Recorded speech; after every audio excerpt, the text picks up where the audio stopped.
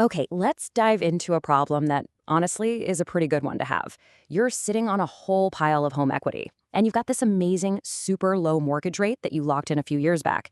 But you need cash. So the big question is, how do you get your hands on that cash without blowing up that incredible mortgage? That's exactly what we're going to break down right now. Does this sound familiar? I bet it does, because this is the number one thing we hear from homeowners. You feel like your own wealth is just trapped inside the walls of your house. It's a really weird spot to be in, right? You're rich on paper, but you feel cash poor. You can see the value, but you can't use it. And the thought of messing with that awesome mortgage rate is just a total non-starter.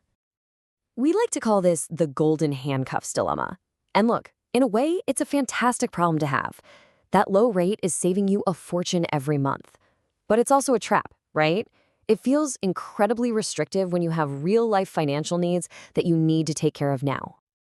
And this right here validates what your gut has been telling you. If your mortgage is locked in somewhere around, say, 3%, you are absolutely right to guard that thing with your life. The idea of refinancing the whole loan, jumping from 3% to maybe 7% just to pull out 50 grand, I mean, that would be a huge financial step in the wrong direction. It just makes zero sense. And let's be real, the reasons for needing this cash are serious. We're talking about things like finally doing that kitchen renovation, or, and this is a big one, wiping out that soul-crushing credit card debt that's sitting at 20% interest. Or maybe you're getting ready for big life events, like college tuition. These aren't just wants, these are moves that can seriously improve your life. So that brings us right to the core question, the big puzzle we're going to solve together. How do you actually get the money you need for the things you need while leaving that fantastic first mortgage completely alone, totally untouched? Well, let's get into it. The good news is you don't have to start over. You don't have to refinance. There are two main financial tools that were basically designed for this exact situation. They let you take out a second loan using your home's equity as collateral, leaving your first loan and its amazing rate right where it is. Okay, so path number one is a home equity line of credit, or what everybody calls a HELOC. The absolute easiest way to think about a HELOC is like a credit card that's tied to your house. A lender approves you for a big credit limit, and then for about 10 years, you can draw money out, pay it back, and draw it out again.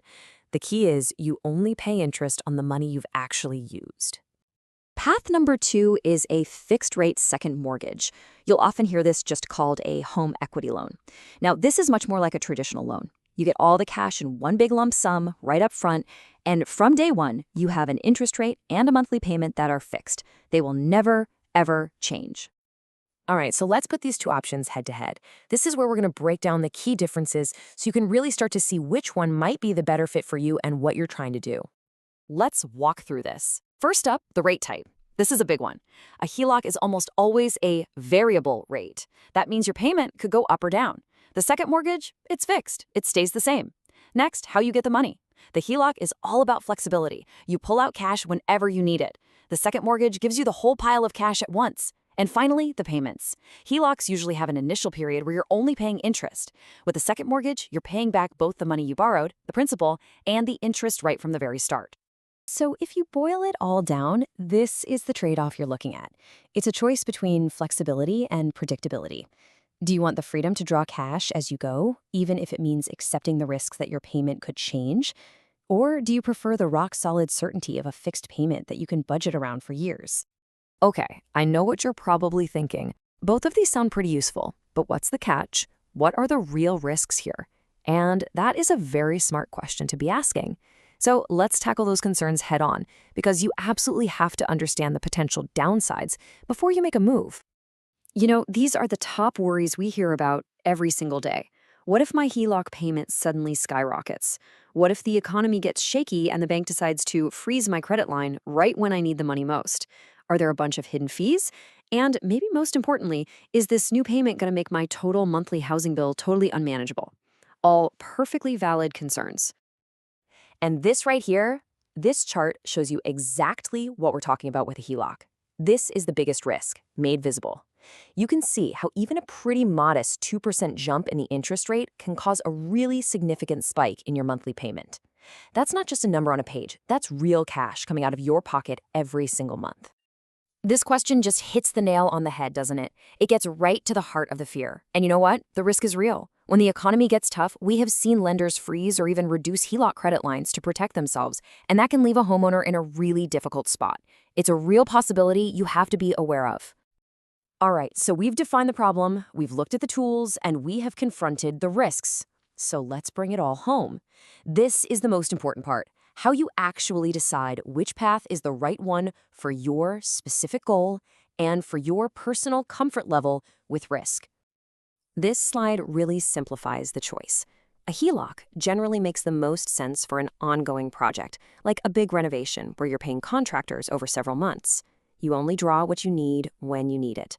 On the other hand, a fixed-rate second mortgage is just about perfect for a single big expense, like consolidating all of your high-interest debt at once.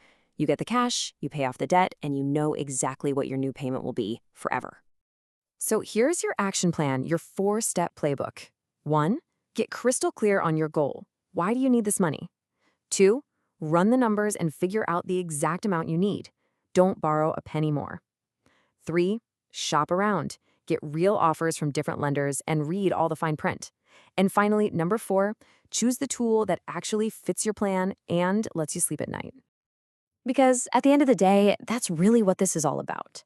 So I'll just leave you with this one question to think about. For your own peace of mind, what's more important? The flexibility to draw cash whenever you might need it, or the absolute predictability of a payment that will never, ever change? Your answer to that question will tell you exactly which way to go.